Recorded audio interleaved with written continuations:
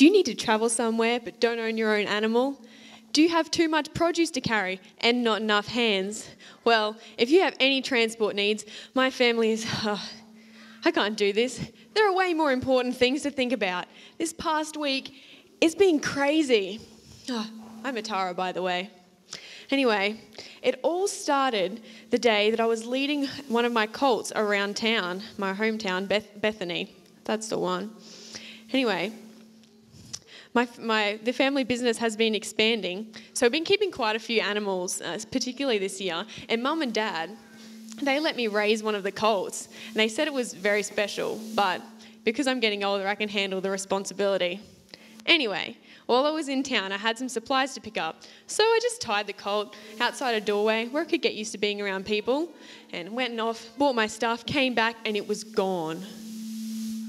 Gone. I freaked out. It was my responsibility. But the people who watched the colt get taken, they didn't seem too worried at all. I listened as they told me that the Lord needed it and that it would be returned soon. The Lord. I've been hearing a lot about this guy, Jesus. Well, no one's really been talking to me about him, but because I'm quite young, but I've been listening carefully to what other people have been saying. And this Jesus guy is causing quite a stir. And he wanted my colt. Wow. Anyway, people were saying that he was going into Jerusalem, so I followed him there. And when I got there were leaves and branches and coats all over the road. And people were talking about this amazing entrance that Jesus made. They said that people were chanting, "Blessed is he who comes in the name of the Lord." I just wish I'd got there a bit earlier and seen Jesus. He sounds like an amazing king, but some people don't like it when they hear that Jesus is king.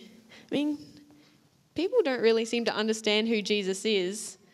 I mean, I haven't actually met him, so all that I know about him is from what I've heard other people saying. And they've been saying all sorts of different things. My cousin Zeke, he met Jesus.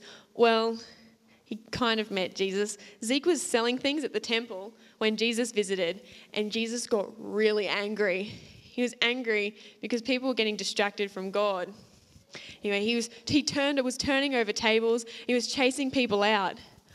He told them that they had made his house a den for robbers. His house. Jesus isn't like anyone else. And from what I've heard people say, I know that he's the king, but I just don't really understand what he came to do. So I'm going to keep following him and see what happens, see if I can find out the full story.